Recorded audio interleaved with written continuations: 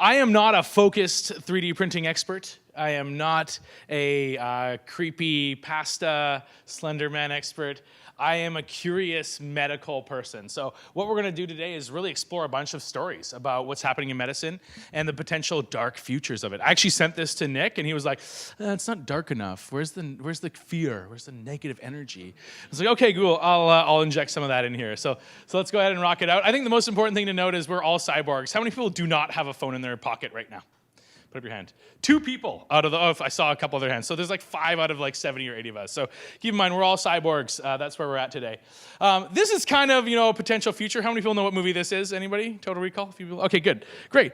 So this is kind of, one of the futures is that we have things implanted into our heads, into our bodies, into all over. If you know Nick, you know that he has an RFID chip right in his hand.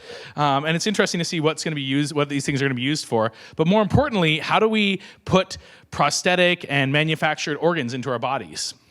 This is kind of where we were in 2012. Is this something we can do? We can make skin, we can make other things, but can we make organs? And recently, this Petri dish on the bottom is a hamburger that was created through stem cells. And so we're getting there, and I think we're getting there even closer. We've started to grow organs in labs. We've started to grow people's esophaguses and windpipes. We started to grow skin, and I'm really excited to actually show you an example of the skin story as we move along here. But we're starting to develop these things. I don't think it's dark. Nick would like me to portray it as dark, but hey, it's really positive. We don't have to find dead bodies with living organs in them to give them to other people. We can actually grow them using your own DNA. So it's going to match, rejection's going to be a lot lower. That's kind of where we're getting to and where we're at. This is 2015. So recently they've seen a successful transplant into an animal of a organ that was manufactured and developed through stem cells. So we're starting to get there in terms of what the technology and medicine can do. I think there is a dark future here, though. What happens as you start to rely more and more on technology to produce and create biological agents? How many people know whose hand this is? Anybody? Come on, yell it out. It's Luke Skywalker's hand, exactly. It's Luke's.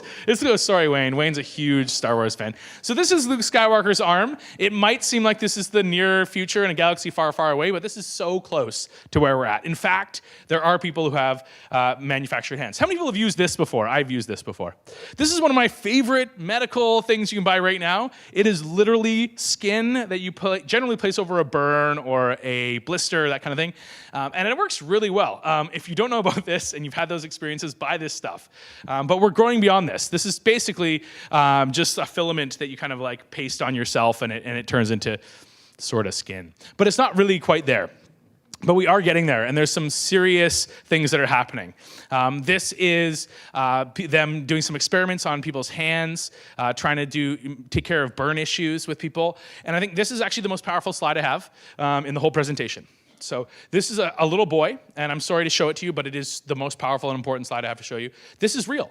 He experienced those burns, he had those skin grafts, and ultimately they sprayed skin on his body, and on the right-hand side you see the outcome of that medical procedure. And I think that to me is just so exciting. And I'm gonna show you a couple other things that I'm really excited about, and sorry it's not so dark, but I think there is a lot of optimism in medicine around technology and what can happen.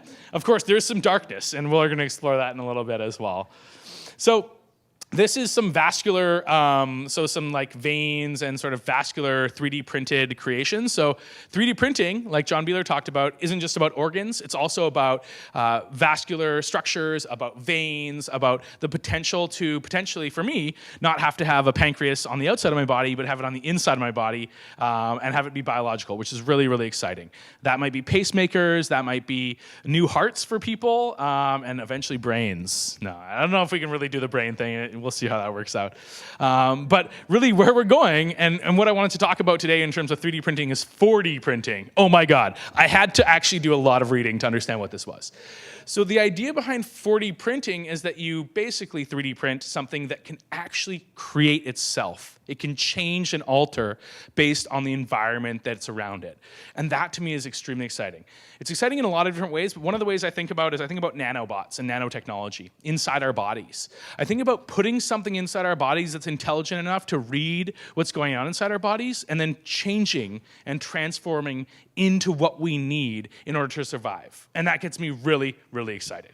Nanobots that are intelligent, that change, that reprint themselves and reorient themselves is exciting. I want to talk a little bit about Nick here. This is kind of what's going on. This is some of the people who are biohacking themselves. I don't know how I feel about having 5 LED lights in my wrist, in my hand, but for those that want it, you can start to do this kind of thing without a doubt. No problems whatsoever. You can also be this guy right here, and you can have an RFID chip put into your hand. The question is, what the heck is it for? You know what I hope it's for? The elimination of business cards. I don't like bump. I don't like all that stuff. I have the business card in my hand. You scan it. You got all my info. I think that's actually the killer app for business cards. So everyone's like, well, how do we solve business cards? Oh, okay. Thank you, John. Thank you so much. All right. So I will make sure we all get RFID chips with all our business card information in them so that we can make sure that we aren't suffering so much from this particular business card issue. That's what it looks like. That's the little tiny RFID chip that's inside Nick's hand there. But there is a dark future here. There is a scary potential future to this. This is a reporter for the BBC News. He has gone to a company in Sweden that works out of a super high-tech new facility. Everyone in that facility has an RFID chip in their hand so they can photocopy stuff. But they can also access like doors and that kind of thing. So they just, instead of using their key card or their phone, they just scan their wrist. It's pretty scary though. I wouldn't really want my company to be putting anything inside me that they control and scan. And so that's kind of the dark future of this is, we talk about anonymous apps like Yik Yak and other sources like that. I think it's called Kik, whatever everyone's worried about ISIS using. The governments want to have access to all this information, and they're going to shut down the apps in North America so that they can make sure that they have access to all this anonymous information that's anonymous, etc. What about what happens when they start to claim what's inside our bodies as their property and their information? And that kind of really starts to get into the scary part of what's possible. The Patriot Act's really scary around regular data. How about the Patriot Act around data inside your body? It gets really scary. This is kind of exciting, a potential future here. These are tattoos that you actually paste on yourself, and they actually wash off, but they also are like wearables. So they'll actually read how far you've walked, how much you moved, what your blood sugars are. That's a lie. They don't actually read your blood sugars. Because if they did, I'd have one on me right now. I'd show it to you. More what they're doing is more about like Fitbit, not on your wrist, but actually as a temporary tattoo on your body, things that wash off. Kind of exciting to see this starting to happen. As we look at this, this is the potential future, is instead of having a fake tooth put in, it'll actually have a microchip in it, and it'll actually tell me how I'm moving, where I'm going, what I'm doing. And that's exciting for me to have that data. It's less exciting for governments and other entities to have that data. And I think that's where we start to see that real line in the sand where it can get really scary about what people can do and how they can have access to our information. This is it, Big Brother, right? They're going to watch us. They're going to see what we're doing. They're going to scan our RFID chips. That was Nick's. He was like, dude, put some scary shit in there. So I was like, okay, no problem. I can do that for you, Nick. I'm putting him out a little bit. But, that is the reality, right? If they can claim access to any one of our communication systems today, they can claim access to any RFID information or any information from an implant that you have in the future. And I think that's a real dark future that we have to be thinking about all the time. So I like to start off every one of my sections with a slide about the potential future doesn't exist today. So here we go, the brain transplant. This is kind of exciting to me. I am a type 1 diabetic. So generally in the old school method, on the left-hand side here, you see what people do. They prick themselves. They put their blood onto a little sensor. It tells them what their blood sugar reading is. In the newer version, we have this obviously model showing us a little bit about having her insulin pump. So this is kind of like an IV. Inside all of you healthy folks, you have a pancreas. It operates and manages your blood sugar and knows what's going on and injects insulin into your body. For those of us that don't, for some reason our insulin doesn't work, so we have basically an IV that lives outside of our body. This right here is a wonderful, wonderful tool. It eliminates this whole blood pricking process. Every 5 minutes, it senses your blood, and it sends the reading to your pump. In Canada, where we have an amazing, probably one of the best medical systems in the world, that's covered. That is not covered. So for $80 to $100 a week, you can have constant, or CGM, constant glucose monitoring. I'm really excited about what Google is doing in this space. But I'm also excited about insulin, because insulin is also very expensive, not in Canada because we have great medical coverage, but all over the world, insulin is a very expensive product. And so people are actually creating open source insulin that people can manufacture for much cheaper to empower other people and keep them healthy and safe. But Google Health, the first thing they're doing is they're working to eliminate that sensor. And it'll probably cost more or the same. But what they're doing is they're creating a contact lens. And within that contact lens, I put that on my eye. It actually reads my blood sugar levels every minute or 5 minutes, and it sends that information to my pump. And eventually, you can actually automate the process of what the artificial pancreas or the insulin pump does for somebody who is a type 1 diabetic. And that's kind of exciting. That also speaks to a little bit about giving control over to the machines, right? Giving control over to the automated systems that scan and monitor blood sugar levels and then tell a machine what to do. And I think that's where we start to get into some really scary positions and places. But this is really exciting. Google Health is going to roll it out. And hopefully I'll be able to show you this in 12 months or something on my eyeball. All right. That's the wrong button. All right, so how many people have seen this guy before? Nick obviously has. Thanks, Nick, for this tip. So this guy has created a chlorophyll-like product that he actually puts on his eyeball. You can see it on the left-hand side, and he has night vision temporarily. So I don't know about you guys. I've taken the whole tests in the eye doctor, and they put the drops in. That opens your pupil a bunch. This opens your pupil a shit ton. And so that's how this guy is able to have night vision for a temporary period of time. And we start to see some of the more, I would call it a topical treatment, right? He's not injecting anything. He's not doing anything deeply in his body, but he's able to actually alter his personal ability and his ability to experience the world through technology. This was actually supposed to be, what was this supposed to be, Beeler? What was our plan? It was something different than this. Oh yeah, this is supposed to be In Time. Have you guys seen In Time, one of my favorite sci-fi movies about the future? Yeah, so the idea behind this is we put all this stuff in our bodies, but it all needs batteries, right? So if it runs out of batteries, we're fucked. If you haven't seen In Time, check it out. It's a wonderful film. It's available on Netflix. Pardon? Yeah, Timberlake is the main dude. It's all about this future where the whole economy is based on time and you die if your time runs out. And that's a little bit about this whole battery concept. When we start to depend on technology and products that rely on batteries and energy, we start to move into a very risky phase. If your pacemaker stops working and you have a heart attack, you're gonna die. And so that kind of stuff really puts some fear into my heart and makes me question how we implement technology into our bodies, into our biological systems. How many people have seen this before? If any woman puts up their hand, I'll give you $100, I promise. So I don't know if you guys know about YouPorn and Pornhub, obviously you do. Both of those sites saw a massive decrease in traffic on the day that Fallout 4 was released. It was about 2 weeks ago. I will attest, I have played way too much Fallout 4. This is Fallout 4. In it, it's a post-apocalyptic future, and they have power armor that people put on and they wage war against each other. So this is the potential dark future, but what's really exciting is how this empowers and enables other people. So this is a young woman, she has no left arm, and this is her arm. And one of the cool things that's happening right now, and you might already know about this, is the mental technology that's going into this. So what they do is they train people like her and Johnny here, and what they do is they put a brain scanner on their head, and they say, imagine you're moving your non-existent left hand. Imagine you're moving it up. Imagine moving it down. And they record all of this information. And then they put an arm on Johnny, and they hook it up to his brain. And when he thinks his arm is moving left, it moves left, his cybernetic arm. When he thinks it's moving right, it moves right. And this is really exciting for me. This is what I love about the future of medicine.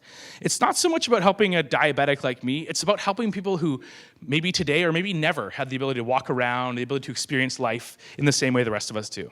These are exoskeletons. This is kind of something that's happening in a big way. They're not cheap, and mainly it's due to battery technology that they're happening. Before they used to be attached to the wall, you have to plug them in. Now they're actually battery operated. This allows people like Matt to walk. Matt got in a car accident. He was driving a car and it went off a cliff. He hasn't walked in 10 years. This machine allows him to walk. I'm not going to play the videos. I have a bunch of videos. I decided not to play them and just to yak on and on. But these people are able to walk, and that's just so exciting to me. Imagine if you've never walked in your life and you get into this exoskeleton and you're able to stand up and you're able to walk. And that leads me to something else that I'm really excited about for people who haven't experienced things or have challenges. This looks like some kind of Oculus Rift experience for X-Men, but you get the idea. This young lady is experiencing something. We don't know what it is. And she's probably an able-bodied person. I think I'm more interested in people who are not able-bodied and what they can do and what VR and AR technology can do to empower them. To Patrick's point, there's going to be some awesome, scary moments for all of us. A lot of what's happening in VR and AR right now is experiences where you are frightened and you do experience very scary things because it's good feedback and it helps people understand the power of the technology. What I'm really excited about is this. I don't know if you guys have seen this. So what this is one of the first 360 videos that ever appeared on Facebook.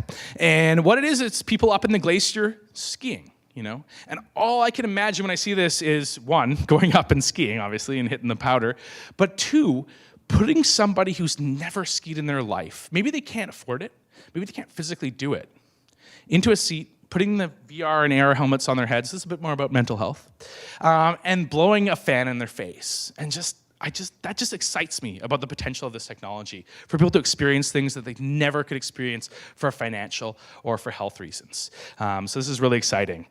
This is an interesting sidebar. Nick's like, does this really relate to health? I'm like, no, I don't think so. But this is the Oculus Rift-powered police officer.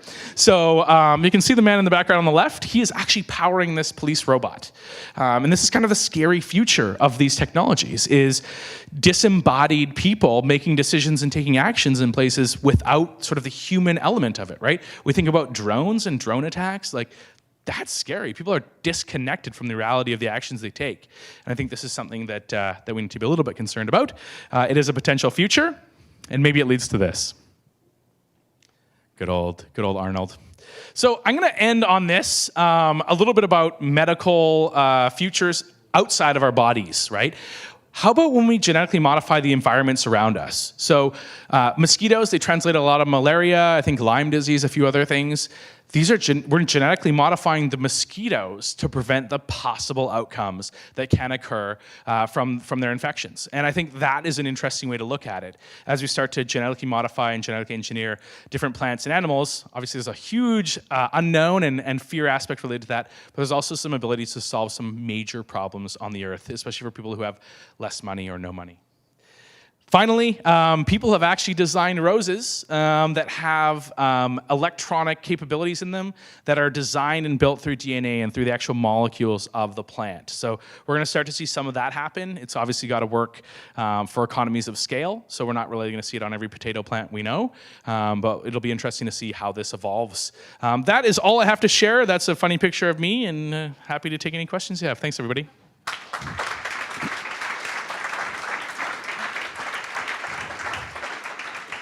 Any slide that had optimism on it, I could completely retell the story with a completely bad element to it. Like killer exoskeletons, killer skin grafts, killer eyeballs. I don't know. Anyway, Kemp Edmonds, anyone got a question? Yes, down the front here.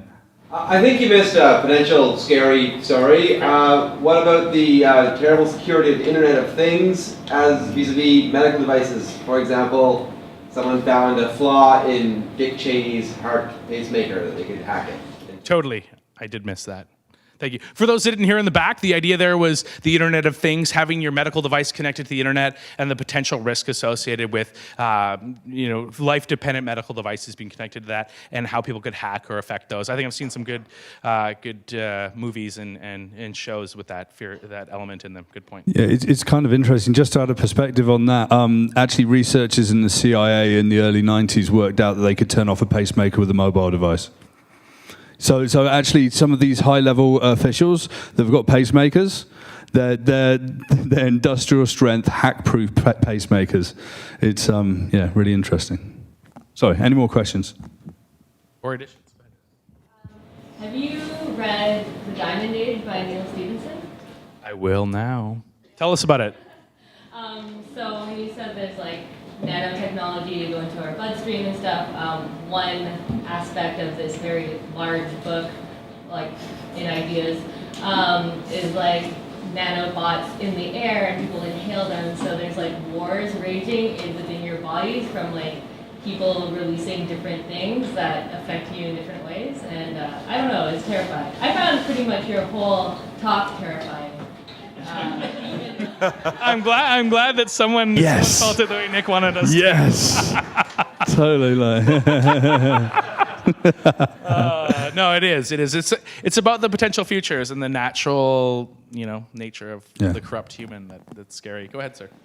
I tell you, what worries me is none of these companies are philosophers debating the morals of good and evil, but it's all technology, almost for technology's sake, because you can't do it.